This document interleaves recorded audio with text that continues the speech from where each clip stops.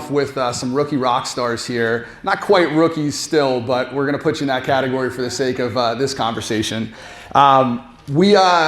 We basically have three different panels or three different sessions today. The first is the panel that we're about to talk through, which is a rookie panel. Second one, Ryan Gorman's going to come and talk about developing communities. And then I'm going to do the last one, which is kind of a deep dive on structuring negotiations. So I really feel excited. I think you guys are going to get a lot out of today, and we're going to jump right into this. Rob, thank you for coming. For those of you who don't know, that's Rob Norman, president of Coldwell Banker, New Jersey.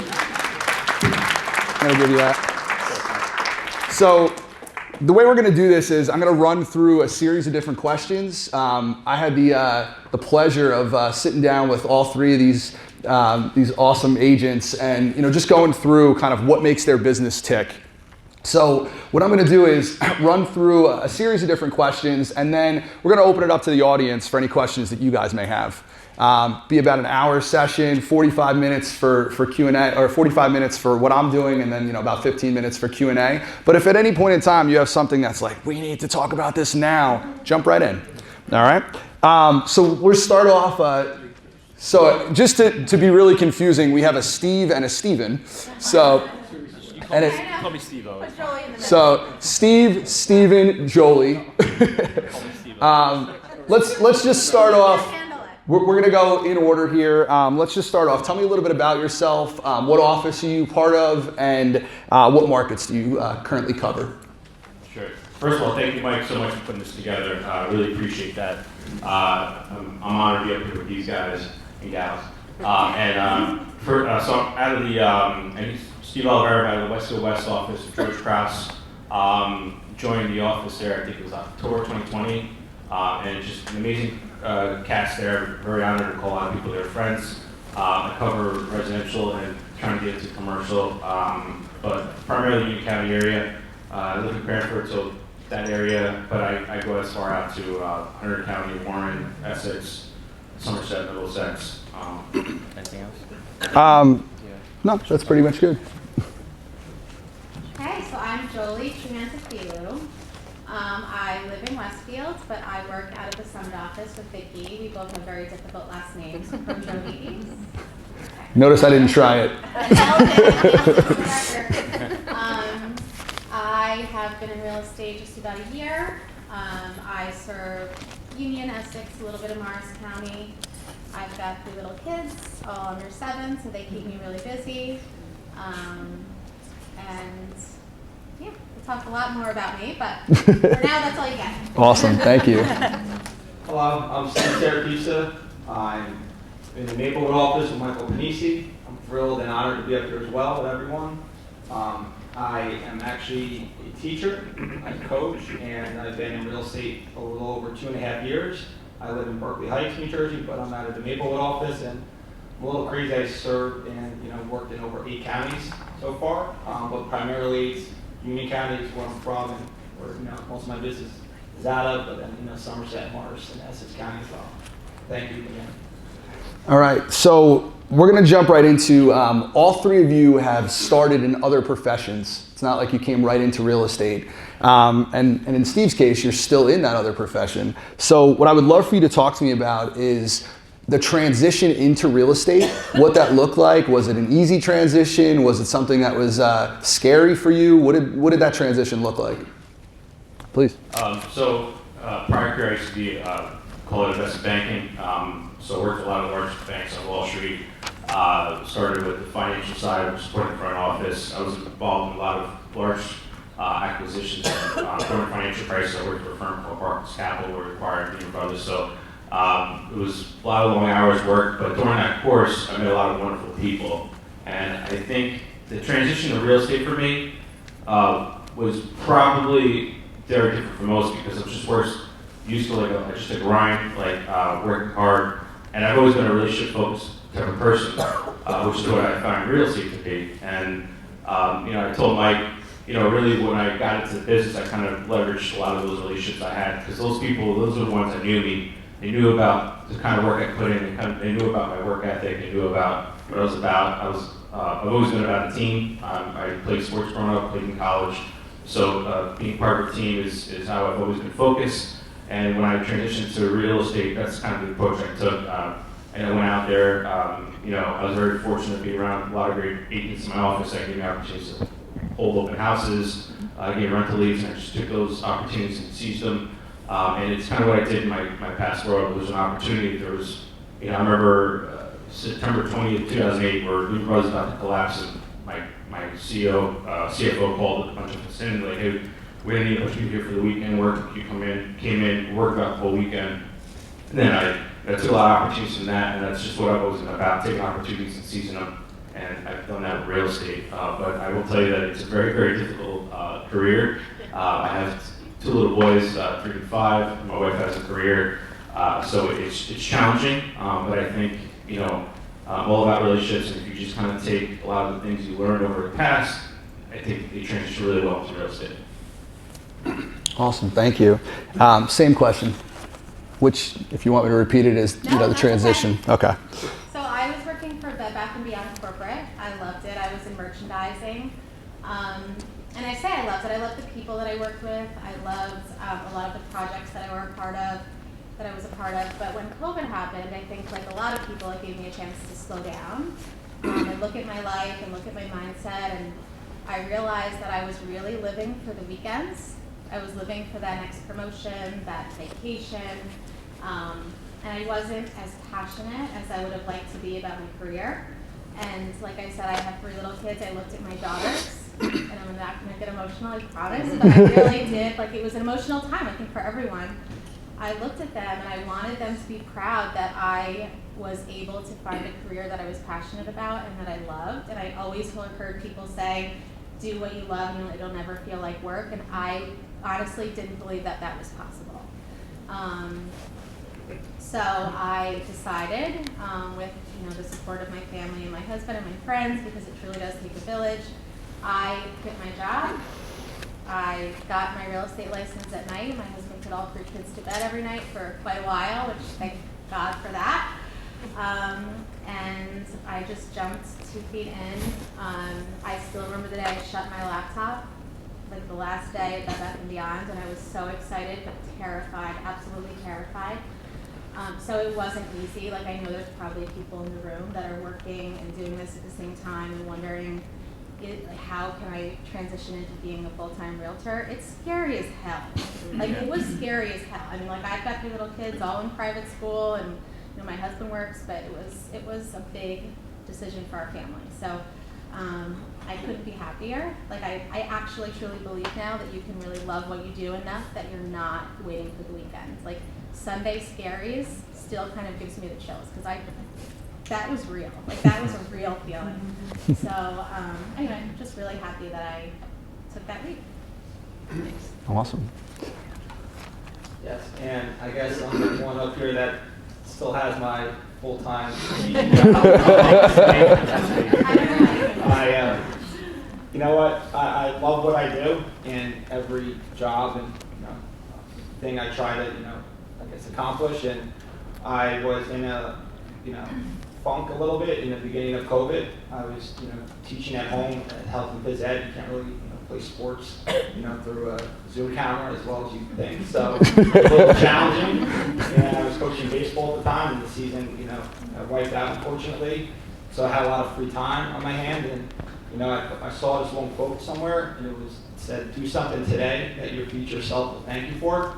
And it really stuck with me. I was actually talking to a lot of students about that, and the more I thought about it, I'm like, what can I do to really better myself? And I owned actually 2 investment properties, and I'm a landlord, and I wanted to learn more about the landlord side and investment side of real estate. But then I also always had that little thing in the back of my mind, like, what's it on the other side? Because I'm a teacher, and you have a steady pay, and it's does well, and it pays the bills, and I love what I do. But I always thought about getting into the sales side of real estate, or just anything for that matter. And I've always been really intrigued by real estate, so I ended up just figuring out and finding out that you could actually take the real estate classes online, and that was a big help, to be honest, at that point, my schedule. And so I went into that, and honestly, when I first talked to Michael, my goal was to sell 2 to 3 houses a year, and he was very, very supportive of it. He's like, I'll help you sell 2 or 3 or 20. And, little did I know it would, turn into something a lot more in a bigger profession and career right now. I'm very thankful and still kind of shocked that I'm actually up here talking, to be honest. And so, I guess I, got thrown into the fire. First time I had a closing, it was actually at 4 closings in the same week, and that was the first time I've ever, had a closing, and I didn't really know any better at the time, and I decided to really grind and ask a ton of questions, and I'm just so thankful for, Michael, Lynn, and Jamie, and a lot of other agents in our office that were able to bounce ideas and just give a tremendous amount of help, and they really, inspired and helped me so much, in my first couple of years, so that's my story. Thank you. So I'm going to just stick to this for 1 second. All 3 of you, very humble, and I appreciate that, but you guys have all crushed it. So I would love for you to just talk about what accomplishments, you don't have to give an essay, but what accomplishments have you, to give some context to the audience? I know that, RISMedia, for instance, Rookie of the Year, what exactly have you guys won accolade-wise? Which accolade, what? Sorry. So I know that you were nominated for, not nominated, a finalist for RISMedia, which is awesome, by the way. I mean, kind of going back, and what these two have said, I mean, I think we all, my goal going into real estate was there was 2 things in life I always loved. I always loved helping people, and I wanted to always kind of be a teacher, but coming from a family of immigrants, it was they wanted, something different, but I always wanted to help people, and I always had a passion for real estate. And when I decided to transition, because I had 2 little boys, my younger son was born with some health issues, and I decided to prioritize family over everything else. And I really just kind of stuck to what I love doing and helping people. And it's amazing how, whether someone of faith or not, it's when you put people in relations first, all of the good things happen. And I'd say that's really what it's been, just putting vibes out to the universe. I've always been one that, I'm team first, helping other people. And all these accolades have come about. I mean, I've really been, I don't know, it's just crazy. I still can't believe it. But I say, I don't know, I mean, just being able to be one of the top agents in my office, I mean, these are people that I've looked up to. I remember seeing them when I was looking for a home. And just to be in a lot of them are here, just to be recognized amongst them is very humbling. And we all can go to each other and ask for advice and help. That's what I love about it. I think one of the things, the RISMedia thing was pretty cool. I was, I appreciate George came down when we went down to Florida, and we were sitting there amongst these 10 finalists from different parts of the country. We're sitting there and listening to their story. And we all had the same thing in mind. We were just out there trying to help people, and it was really cool. Got to meet Andrew Florence, who's the founder and CEO of CoStar. So I got to talk to him. So that was really cool. Accolade, just, I have a big interest in real estate investing and stuff. So that was pretty cool. Which we're definitely going to get to, but. Yeah, I mean, there's so many thoughts going through my mind, but but yeah, that was one of the big ones, top agent, RISMedia. But I think if you just work hard and you take advantage of opportunities, everything else will come secondary. Awesome. He didn't fall for the trap. I asked you about what your accolades were, and he was like, I'm going to tell you how great my team is. I like it. Go ahead. Okay, so as far as accolades, so I was lucky enough to get the 5-star professional rising agent talent, whatever that is, award, which was really cool because it's based on some of my clients' feedback. I think Lisa Colback said it when I first started, and she's like, the way I was successful in the beginning was trying to get on that board of top 5 agents every month, and that's hard. I mean, there's agents in my office like you, a lot of others sitting around here that are years and years of experience with know way more about a real estate transaction, quite honestly, than I do, and I just feel so lucky that I'm up there every once in a while. And a lot of that is through osmosis, just sitting and listening to you guys all on the phone and having conversations and sitting with Vicky, who is my part-time therapist, but also my rock. Vicky's the reason why a lot of people ask me, why do you live in Westfield and why did you go to the Summit office? And I actually, it's funny, I called Coldwell Banker, .com. I was like, I want to become a real estate agent. And the person that I was speaking to on the phone said, based on our conversation, I think you're gonna really click with this woman, Vicky, in Summit. Like, well, I live in Westfield. But just go meet her first, and if you don't, then we'll talk after that. And Vicky has been my... George and John, close your ears. I know. So it's nothing negative, but as soon as I walked into Vicky's office, and my plan was honestly to meet with everyone and their mom, quite honestly. But as soon as I walked into Vicky's office, I was like, this is just where I belong. I mean, it's 15 minutes from my house, which is quite a commute. But truthfully, like Vicky's support and the agents in my office, like Ken, Carol, like I can't even tell you how amazing that's been. And to get Rookie of the Year and to be, like I said, highlighted as one of those top 5 agents every once in a while, it's just like such an honor because of the talent that we have in our office. So. Awesome, thank you. Yeah, and I'm very fortunate to, like I said earlier, learn from so many great agents and work with a mentor, Michael, through years. When I first got into it, I wasn't really planning on getting too many awards, to be honest. But, at one point, I wanted to get a Circle of Excellence. It really started with just trying to get a bronze level. I got Circle of Excellence. I feel like I would have a little bit more backing or a little something on my resume when I talk to clients moving forward. And midway through my first full year as an agent, I remember meeting with Michael, and I was actually right at that. I didn't know the rankings or how to get up the ladder, but I was at the bronze level. I think we met in July, and he's like, you could not just get silver, but you could actually go for maybe the gold with the Circle of Excellence. And so I was like, all right, let me listen to Michael. Let me pick his brain even more. How can I get to that next level?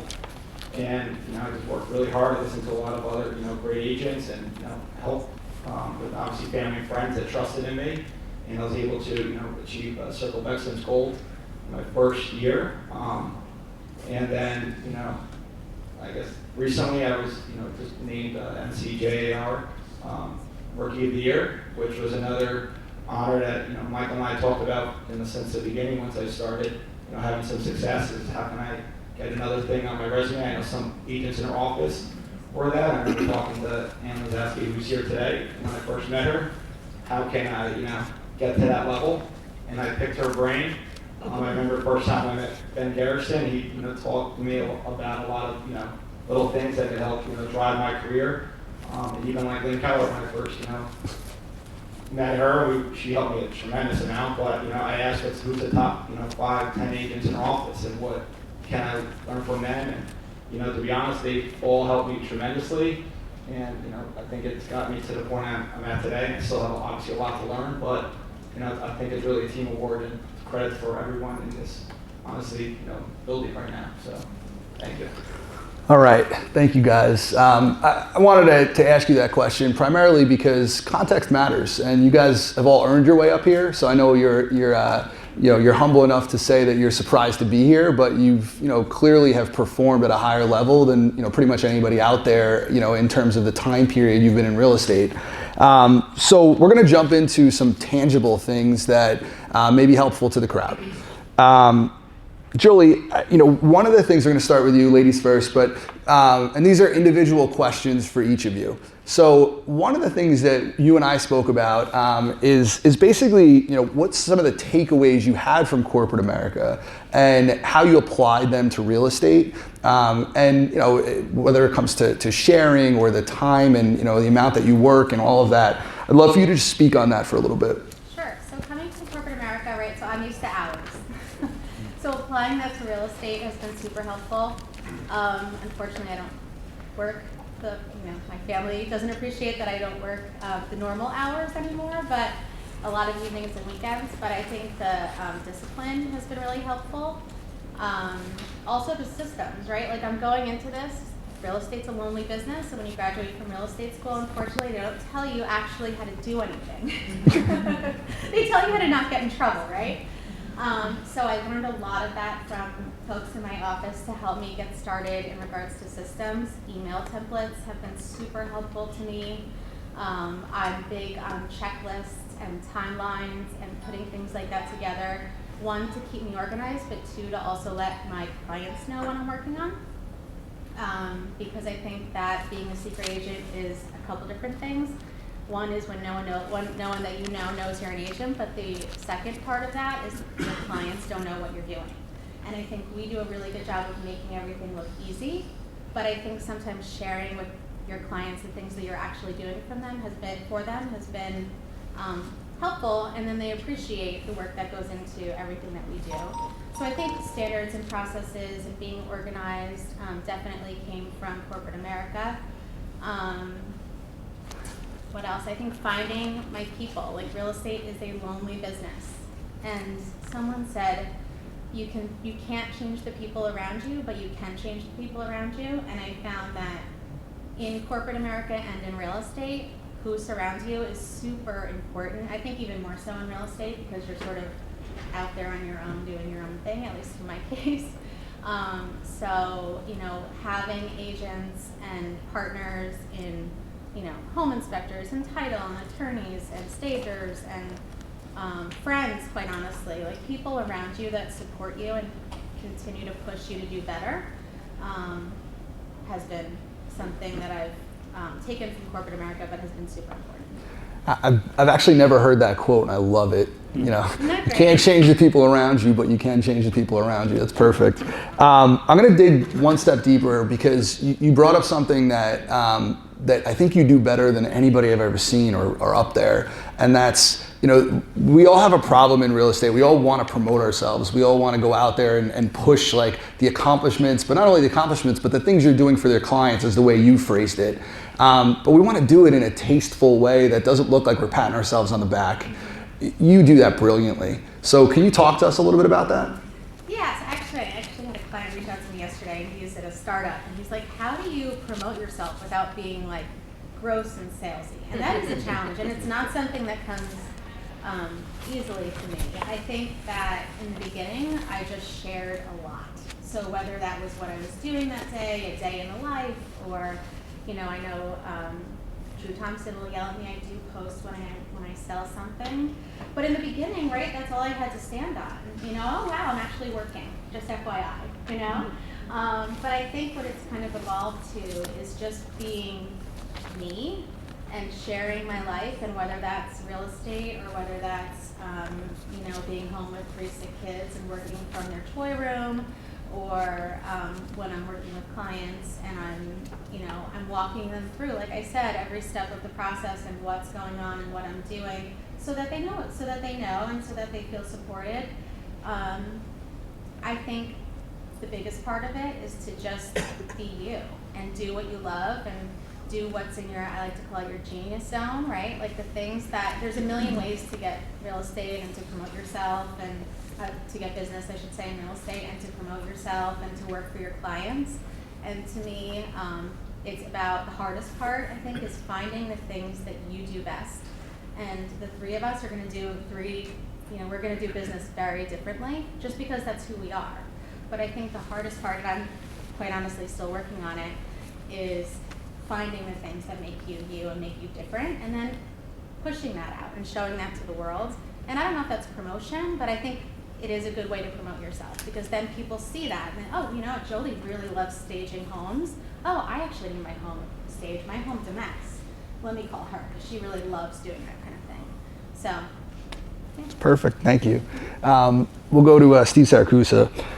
All right, so you are a full-time teacher, you're a coach, you're an agent, you're building a team. I know that you run camps for childhood sports. How do you do it? How do you do it? And I'm going to take it one step further. Is how do you do it, and what's your why? All right, so I wouldn't be able to do it without a support system.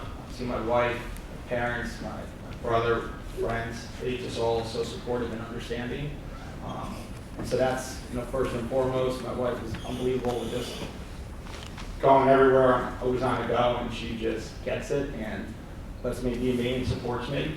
So that's first, but I guess I just really love everything I do. It sounds simple, but that's the truth. I love educating and helping others. That's my why. I don't feel like I'm a sales agent, I'm a service agent, and if someone comes to me, whether it's a student, whether it's a player, whether it's a client, or even another agent, I'm gonna, do everything I can to help them. And that's just what I've been brought up in. I'm a family full of educators, and I think it's actually a pretty smooth transition from, what my career was and still is in teaching and coaching and as a real estate agent, and really just helping others achieve their goals and aspirations. And, my why is part of why I'm still, teaching is I want to help inspire the youth, but I also want to help buyers and sellers, achieve their ultimate goals in real estate and, be financially, independent. And I just felt like I could just help as many people as I can and make a difference in just so many different people's lives. And that's kind of where I've been, just focusing my time. And I guess I've been lucky to, have a lot of family and friends that trusted me in real estate at the beginning. And I kind of just was able to do everything I can for them, and it led to other future referrals and, clients down the road. And I kind of bring it back to, like, I was a 3-sport coach and athlete and played in college. And, I kind of just bring it back to my, playing days, but I treated every game like it was my last, and I treat every client like it's my last. And, I was so humbled to even get, like I said in the beginning, like 4 deals in my first, week of closing a house. But it was 4 deals, but I never knew if there was another one coming. And so I treat every single client to this day like they're gold, and I'm just so appreciative that they're actually trusting me when there's so many other great agents out there. And so I'll run through a wall for them, and just like I will for my students or players. And, hopefully they feel that same energy and passion. And so I think that, has helped me, I think, in the beginning. Awesome. And this is actually a good transition over to Steve Oliveira. So one of the things you spoke to me about is that how your parents immigrated to this country and English was not your first language. And, how you, like the lessons that you learned, back when you were a child, how it translated into buying and holding real estate, and which I would love for you to speak to, and how you treat your tenants and how that translates into real estate itself in terms of sales. If you could speak to that, I'd appreciate it. Sure.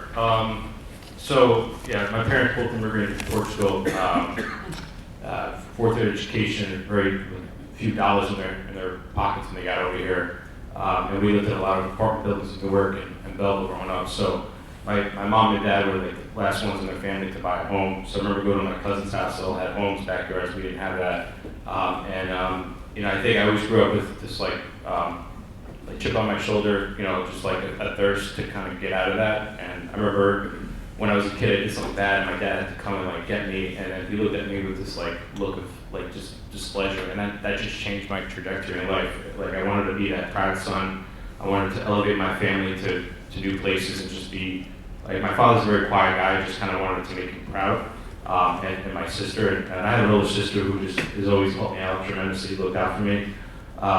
So like just growing up, we were tenants, and then I always wanted to own real estate, and when I worked at corporate America in 2007, markets crashed. I started getting into it. I started buying short sales and investing in it. And I was doing that with a full-time job. So on weekends I'd go over and I'd work on it, fix it up, and got tenants in there. And one thing I told Mike, I don't call my tenants, I call them family, because I feel like they're an extension of my family. I've been fortunate where I've gotten to, become very good friends with a lot of these folks. In fact, in the last 2 years, a lot of them call me and ask me to help them with purchasing a home. But just kind of looking back at my childhood and things that I looked at and things that happened to me, I have a quote that I follow. It's called, "Be the change you want to see in the world." So whatever that is, if you see a problem, or if you have an experience in your life that is unfitting and you want to change it, well, just because you're from a bad situation, difficult situation, doesn't mean it has to be bad going forward. You can change that trajectory and improve other people's lives. And that's one thing when I was in corporate America, I felt like I was constantly on a wheel. Unfortunately, I was in charge of a lot of outsourcing programs where I outsourced people outside, and I was always like the last man standing, and it just crushed me. And I wanted to take control of my life, I wanted to take control of other people's lives and help, not be a problem, be a solution. So I think a lot of those things from like the beginning of how I grew up, and then to like corporate experience to now, You know, and I've always juggled a lot of different hats even in college. You know, and coming from a corporate background, I was always doing a lot of different things. And I think with real estate, we're always doing a lot of things too. We're therapists, we're financial advisors, we're home inspectors, and we wear a lot of different hats. That's what I love about doing this. Thank you. Now I'm just going to dig one step deeper on the property side, buy and hold, because I think that, you know, one of the things you spoke about is you have an evaluation process that you go through. Can you speak to that? Yeah, I mean, well, right now finding deals is very difficult. I mean, cap rates are not what they used to be, but I was very fortunate to have foresight when I was in my early 20s. I started investing in real estate, and you know, I was looking at things where I was getting 12% cap rate. So cap rates, you can look at it from a different perspective. Let's say if you have an asset that's, call it $500,000, a lot of banks will require that you put 25%, 20% down. Well, I started doing a lot of what's called house hacking. If you guys haven't heard of a podcast called Bigger Pockets, check it out. It goes into a lot of details on that. But I bought my first property. It was a 3-unit, lived in one apartment, rented out the rest.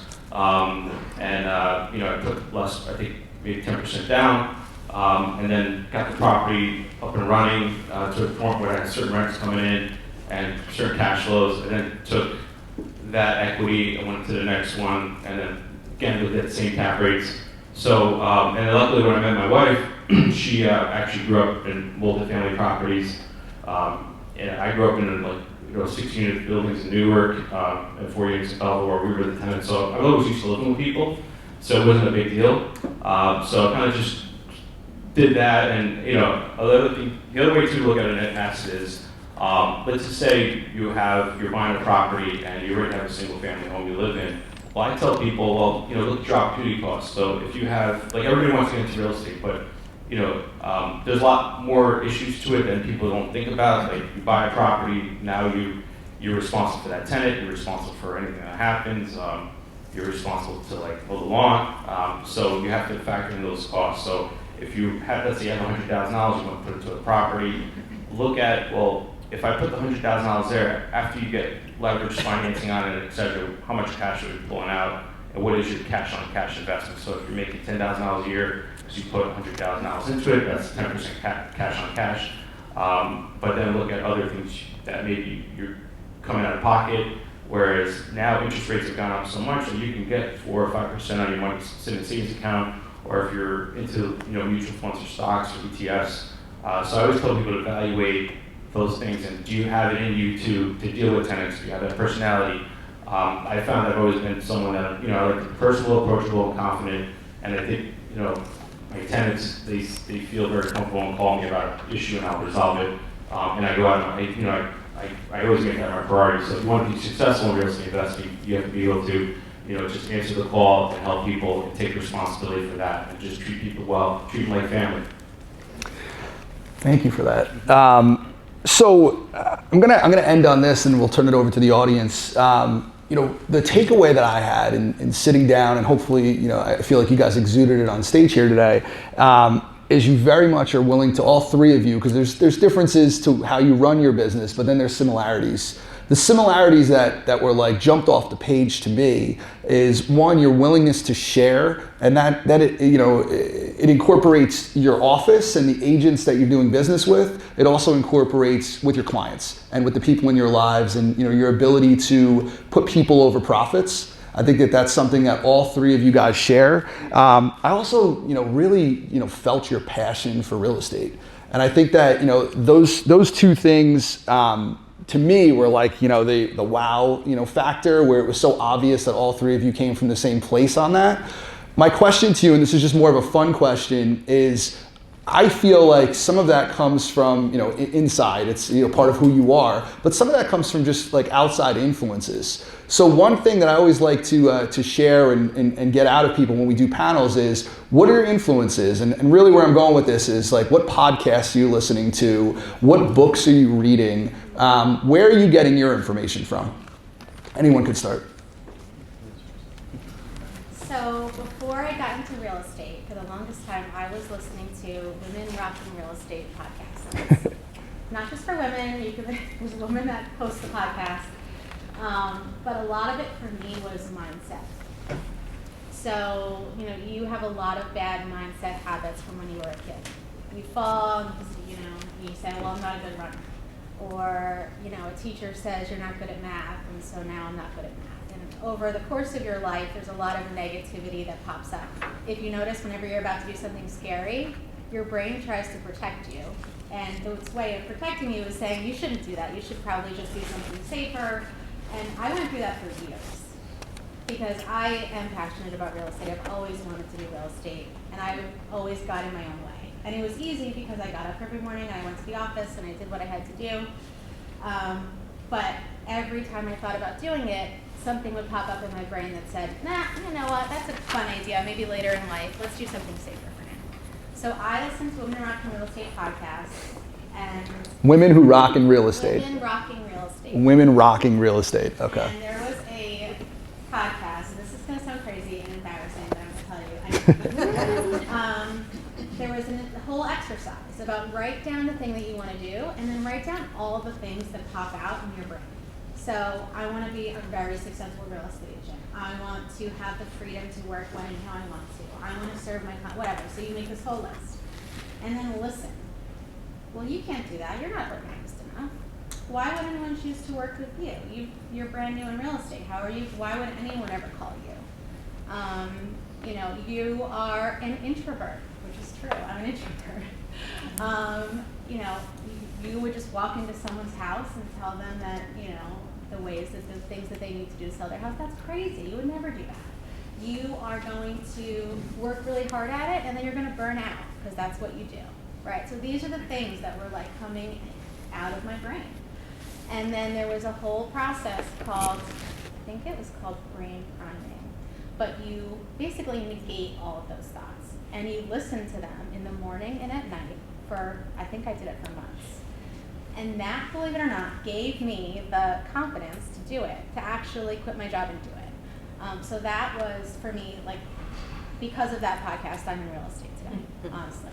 I also love Hustle Humbly, also hosted by women, but definitely not just for women. This one's all about systems and processes and the how. Like you guys said, you graduate real estate school, you know how to not get into trouble. This is the how. This is the step-by-step, how to take a listing, how to answer the questions that are difficult to answer, how to set up email templates so that you're not rewriting the same email a million times over, how to save yourself time, how to find the things that you do well and to capitalize on those things. So Hustle Humbly is definitely a great step-by-step.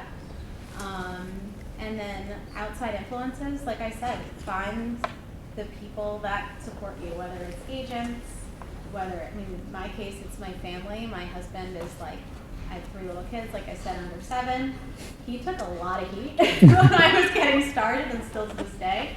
Every Saturday and Sunday, I'm like, okay, bye, have fun at basketball, have fun. And he's just been amazing, and he's always been that person to say, no, you got this. And there are ups and downs. Like, we all go through, you know, a deal falls apart, or something happens to the client that you feel horrible about, and you're down in that.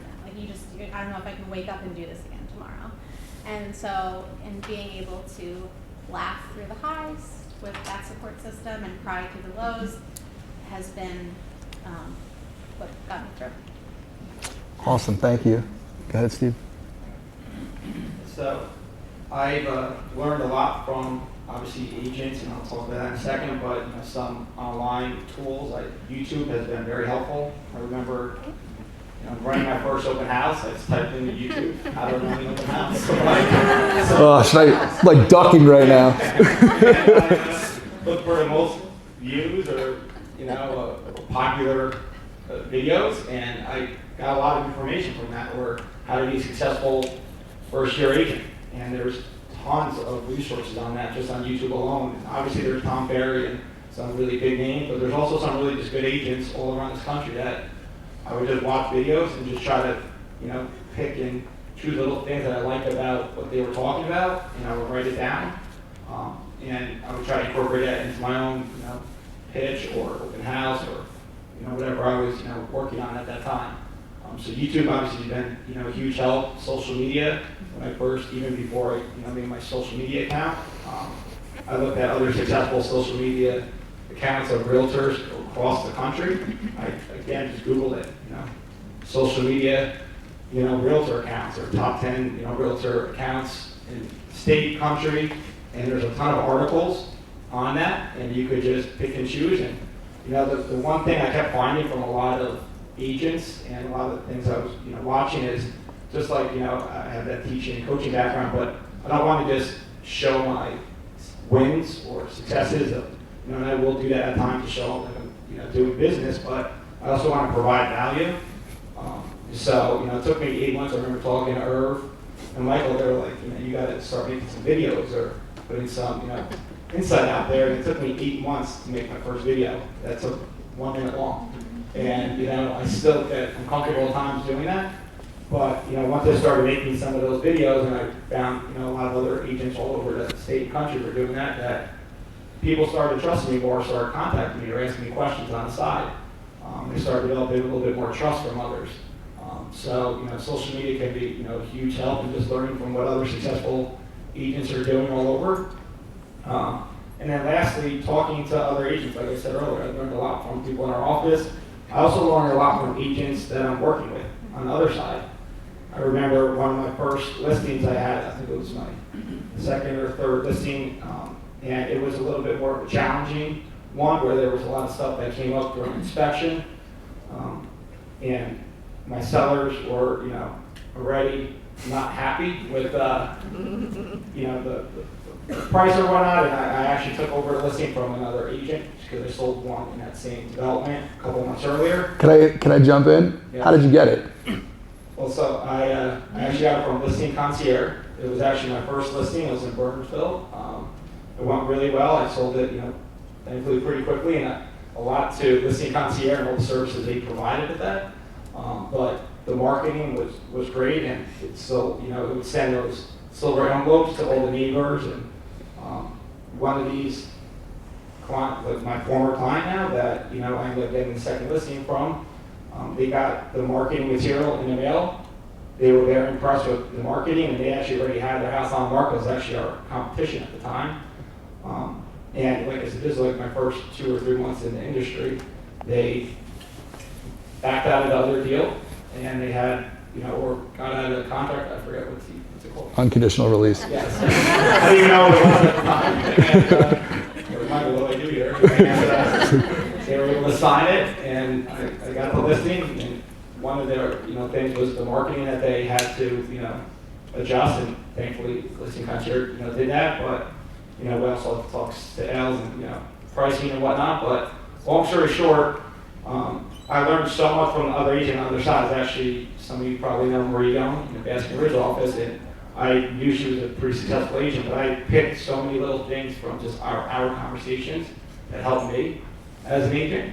But also even before talking to her, she would contact me. I would think about it. I said, okay, I'll get back to you. I would call Michael. I would write down every little thing. I'd think it through. I'd play it in my head a couple times before I went back to her. And that really helped me. And even I do that with clients too sometimes. And I think the more you do it, the more comfortable you obviously get. But I had a little green notebook, and I would just write down little scripts of just not to even how to talk to clients, but how to talk to other agents. And I learned just from so many great agents, whether it's in Coldwell Banker or other brokerages, that you could just learn from just people you're working with. So that's been a huge help as well. Thank you. Same question. So first of all, I have to say, in terms of real estate influences, when I first met with George, I just felt an instant connection. He made me really feel at ease. And one thing I've always liked to do is just be myself. I don't want anybody changing me, do something that I don't feel appropriate with. But just talking with George always made me feel at ease and let me do my thing. And anytime I've had a question, he was over there to help me out.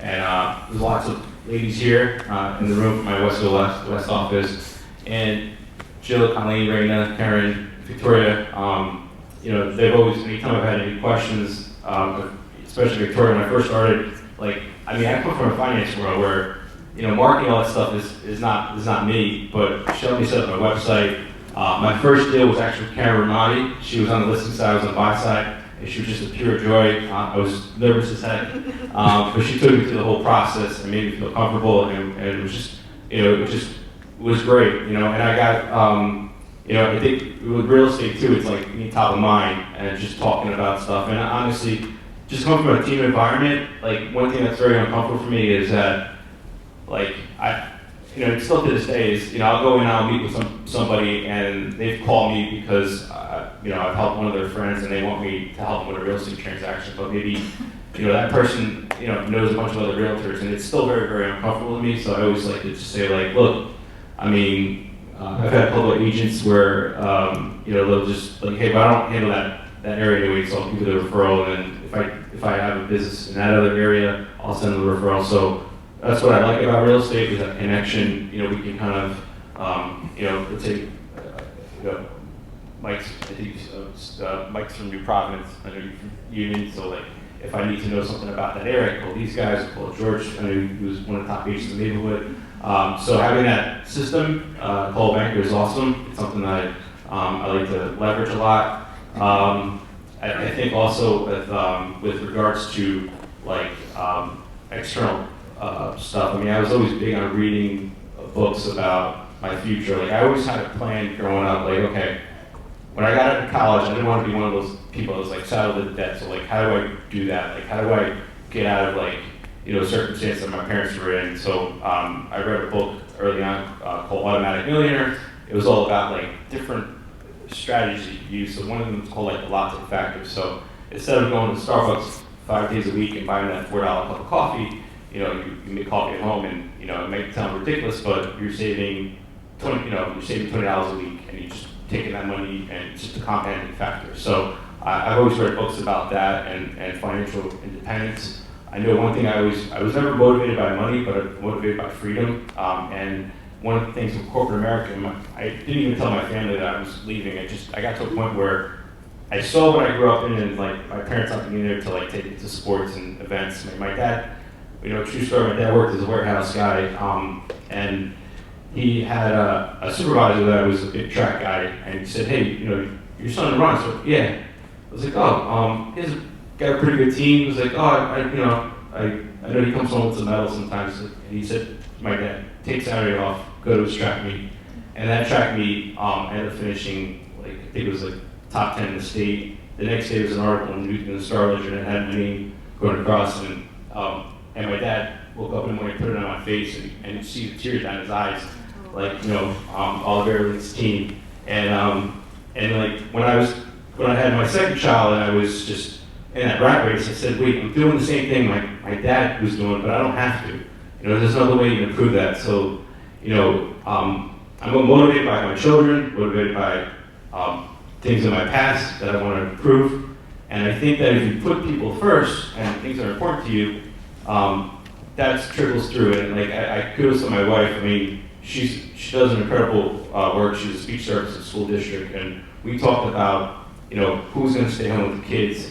I made significantly more money than she did, but I knew that she could be more of an asset to what she did to myself. So I decided I'll quit my career. I'll figure it out. I'll be the dad that takes the kids to school, work it out.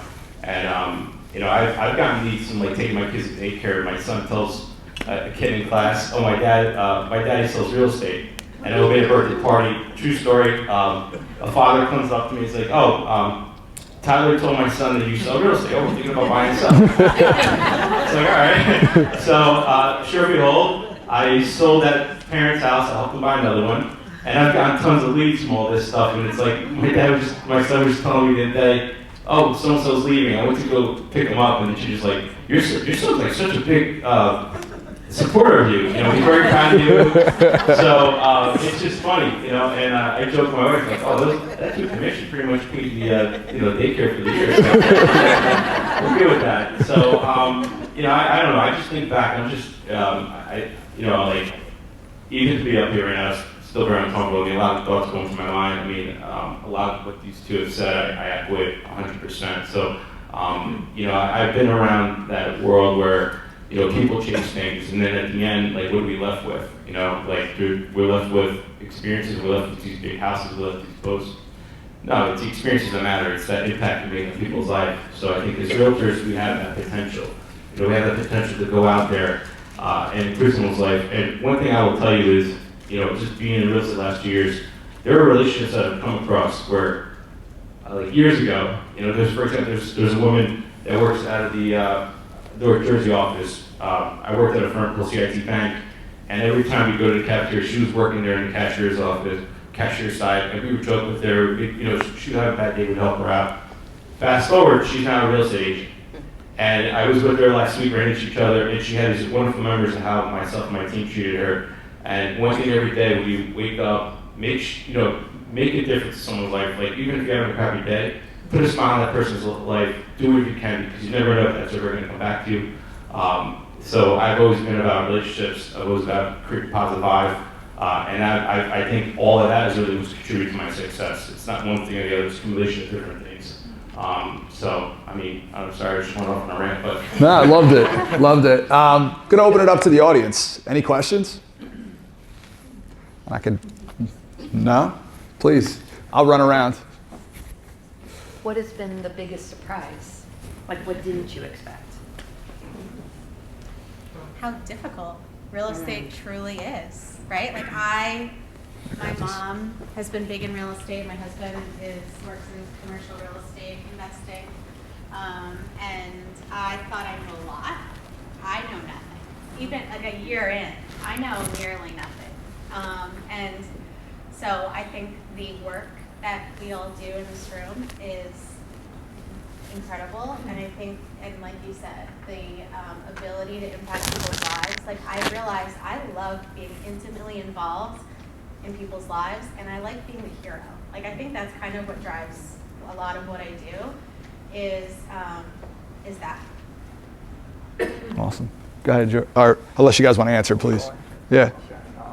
I would piggyback on that. I think the best lesson I've learned so far is how much of an impact you can have on other people's lives, and I know I already kind of had that with the teaching and coaching aspect, but I feel as a realtor, and I tell even my coworkers, in school, like, I feel like I make just as much of an impact, if not more, with buyers and sellers, and almost some students sometimes. And they really value and look to you for advice. They cry. They can go through a lot of adversity, ups and downs, and being able to get through that tunnel and finish line is really rewarding, and that's what I love most about it. I think that drives me. And I'm blessed to be in this profession because of it. And I didn't know it'd be as rewarding, to be honest, going into it, but it's been that and more. And so just the friendships and relationships we're able to make so far already has been just incredible. Yeah, piggybacking on that, and I'll get to the question back. One of the things I love about it is actually just I've always loved finance, I've always real estate and help people, and like taking that as experiences, I can sit down with someone. A lot of times, for someone selling a house, it's probably not the best thing for them. Maybe it's wait a little longer for first-time home buyers that are renting trying to buy. Is I get to use my financial experience and even as a landlord to kind of provide people first-hand experiences, which they find very valuable, and if they realize they can't act on that transaction, they have me top of mind to tell their next friends and family. So that's all about real estate, is being able to use a lot of my prior experiences and put people in the best situation to be successful. Go ahead, George. Question in the back. Hey, thanks for being here.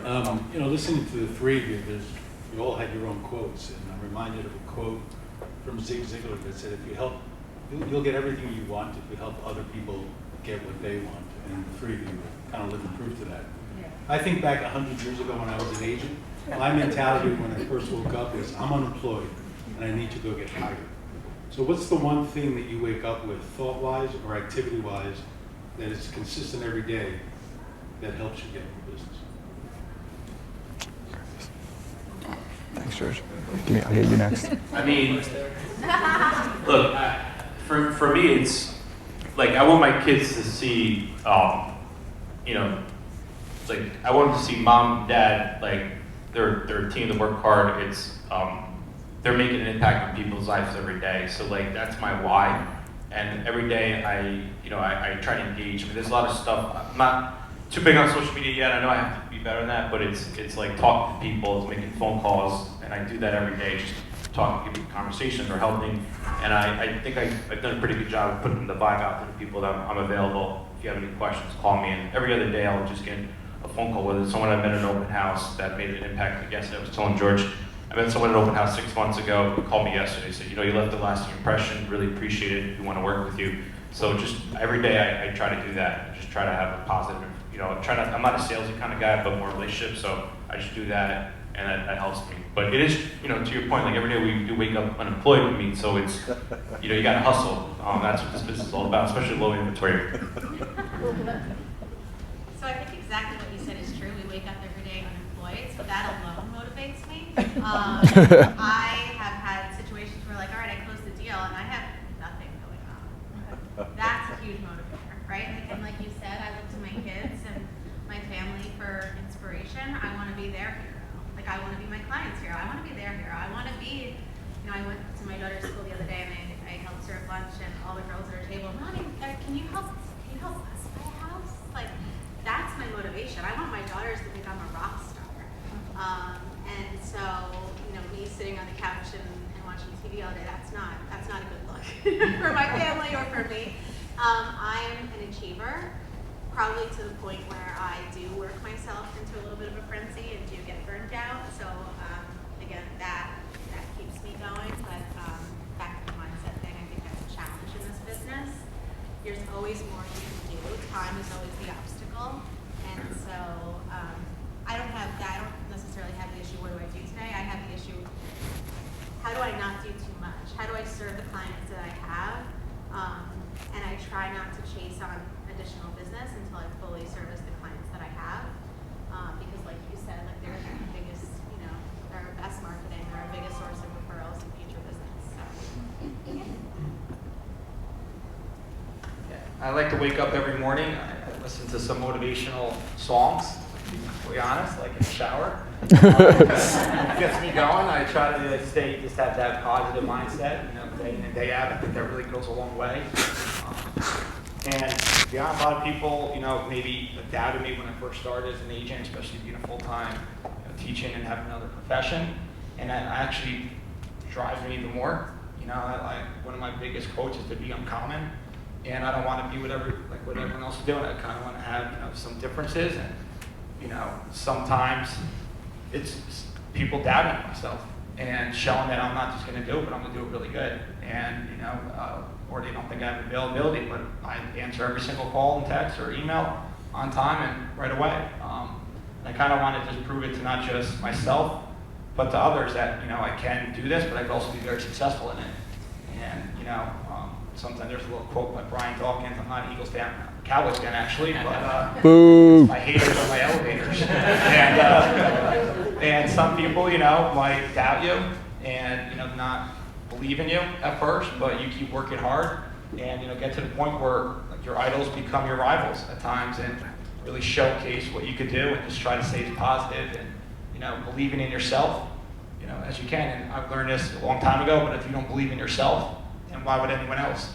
And when you go up there and you go on a listing presentation, you talk to some others, and you're showing some uncertainty or you're not as confident, that's probably going to show right through.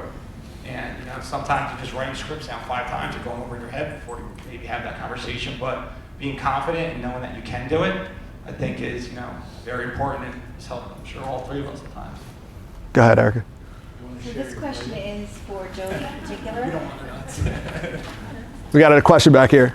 So Jolie, this question is for you. I think it's super important to have systems and consistency and all that in place. And you just happened to mention a podcast that I didn't catch the name of. You said you had listened to something. Can you repeat that for us, please? Yeah, so Hustle Humbly. Biggest takeaways from that has been, for me, email templates. Like we do as going through a listing process or going through a process with a new buyer. I have an email for everything, right? And obviously it has to be tweaked along the way, but you're home, we're about to photograph your home. Here's the email and here's the things that you should do to prepare. You are under contract, now what? Prior to the inspection, what to expect. After the inspection, some suggestions with what we should address versus what we should not address. All these things that we do over and over and over again, and this comes from corporate America, there's always been Bed Bath & Beyond. Love them to death, unfortunately. Not doing so well right now. But there were always systems and processes in place for everything that I did. And it's a real time saver. And and it's an efficiency that large companies use, so why should we? And that's really the big takeaway from that podcast. It's been super inspiring. It was hustle, humbly. Hustle, humble. Go ahead, Jerry. Other than personal relationships, what has been your best source of business? So personal relationships obviously help, but I found actually sometimes just getting referrals from other agents, I was thankful to get leads or opportunities, and maybe like let's say Monmouth County, some agents in our office referred me to clients down there, and I ended up just really giving everything I had to those clients, and already a couple times now over I've got other leads or business from just referrals in itself. So that's been huge. Obviously, like open houses, social media has been very impactful, and sometimes I know the person or family or friend, and sometimes they see what I'm posting or the value I'm giving, and they send it to their friend or family. I never even met them before. So those are I think some of my best leads that didn't come from family and friends. So in the beginning, I was lucky enough that my mom and my aunt at the same time were buying and selling houses. So that in the beginning was obviously where my business came from. Phone duty in the office. I had a couple of closings from that. A couple of closings from open houses. Prospecting. So I do quite a bit of mailers. Specifically, when I have a buyer, I will mail mailers to the neighborhood where they are searching, because obviously there's nothing on the market right now, right? So and a pitch that I always give to my buyers is that there's no inventory, so we'll find inventory. But that's been a huge source of business, both listings and also buyers who said, my agent would have never done anything like this for me. And then referrals, I just got my first lead from social media. So social media is a long game, like a really long game, and I think a lot of it is not getting business, it's being top of mind to the business that you already have, and it's a really great, easy, I hate saying touch, I'm trying not to use that word, but whatever, I'm just going to say it, touch for potential clients and for people that you know and friends and family, just to remind them you're in real estate. But I actually did get my first buyer from social media after a year or two. But yeah, that's Jolie, quick follow-up question. When you send the neighborhood mailers looking for properties, were they postcards or were they letters? letters. I've done both. I do postcards also. I feel like the letters get opened more often. Thank you. So to piggyback on that, actually, you might think this is crazy, but I actually, within my neighborhood, I actually handwrote probably over 200 letters. So I took, Victoria got me these little envelopes in the office for West, and I actually handwrote messages to people within my neighborhood. What I did is I went on ajparcels.com, found all the homes, people's addresses, and I actually wrote down addresses to each person, and I sent them out in the mail. So I think maybe like 200, 250, which I handwrote. Let's say here, the other thing I did is, well, social media, like I've had clients that I've helped, and a lot of them like belong to all these different moms groups or like I don't know, I heard someone the other day said to me, oh, I saw your recommendation on some moms group in Garwood. I'm like, oh, cool, I didn't know about that one. You know, a lot of people, if you do a really good job for people, they'll go through walls for you. And I found that, I'm very humble when people are mentioning my name amongst some really rock stars out there. It's because I did a good job, and like a lot of people that we service are in that group where they're using social media a lot and they're talking to each other. So I'm big on quality over quantity. Even my dad said when I was growing up, it's like, it's not how many friends you have, but how many quality friendships you have, because those are elevating. So quality relationships have helped tremendously on social media, the letters, referrals to other agents. Trying to think, and just keep it top of mind. I also belong to a lot of organizations. I did when I was in corporate America, I did Habitat for Humanity. I did Community Food Group Bank at Hillside. Belonged to an organization in my community now for 7 years called the Parent for JCs. We do a lot of not-for-profit. I'm a board member on our local downtown management committee. So just be top of mind. People look me up, see I'm in real estate, and call me, and I just give them advice, and then end up getting leads from that. So one of the things too that I tell people is, ever since I became an agent, I don't like to be involved in conversations with you, well, when people think there's an ulterior motive of why I'm doing that.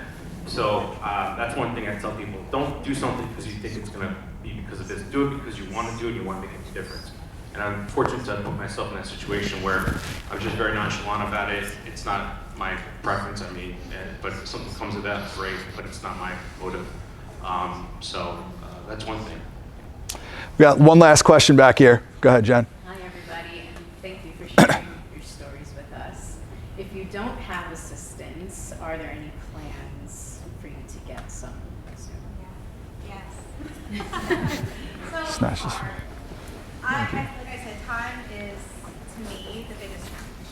And I think that's probably for everyone, whether it's time management or having 3 kids or having a second job or whatever it is, or just having too much business. We need help. Like, large businesses aren't one-man shows, right? So if you're doing a certain amount of business, I think you need help. Now, what that looks like is something that I'm still exploring with my friend Vicki. It's a challenge, right? It's a challenge. I think we've all, I mean, a lot of us, and I've been in a situation where when I was buying a house, I found an agent I wanted to work with, and I got passed off to her assistant, who quite honestly was not great. And I never want to be in that position. So, you know, people, it's a people business, and people who are reaching out to you want to work with you. So that is a challenge, right? Like, how do you manage the business but still show up? So it's something that I'm still working through. But yes, I definitely need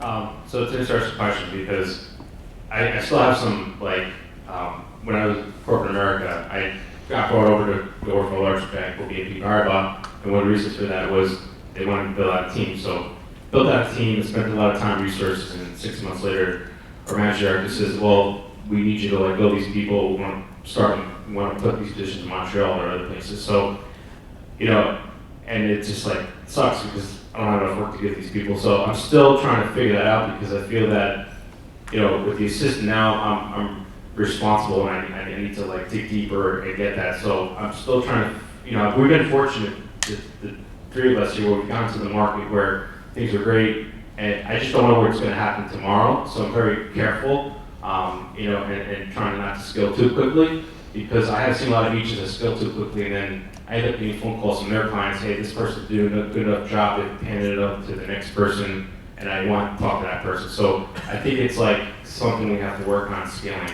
You know, it's just like landscapers out there, any profession. You know, once you start scaling, you need to find someone who can replace you, do just as good of a job, and that's something I'm still working on, and I'm, you know, trying to get through that. But yeah, that's all. And to piggyback off Steve, I'm kind of in the same boat. I don't have an administrative assistant or anything like that, but I'm very lucky and grateful enough to have my wife who did get a real estate license to help me on the side, just work from home. And you know, obviously I'm at school sometimes during the day and I can't be everywhere at once, but she's been a tremendous help.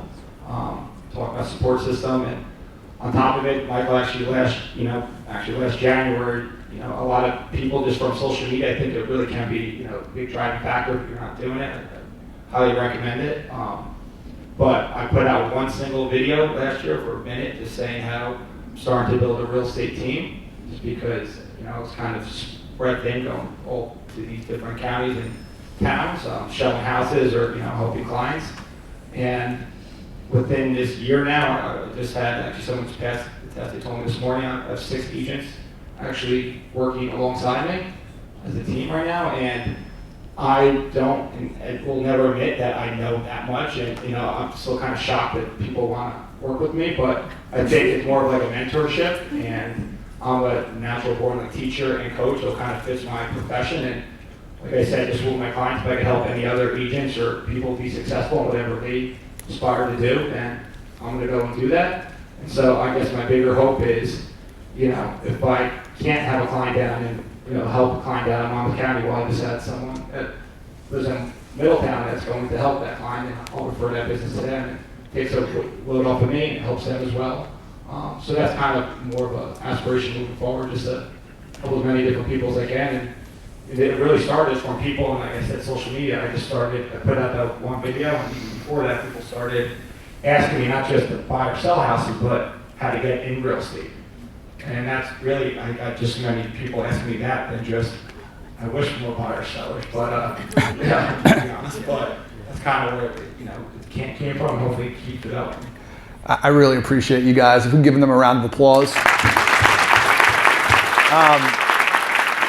We are going to take a quick 10-minute break. Say 11:30 we'll come back here, and we have the great Ryan Gorman that's going to be joining us. So let's get it going.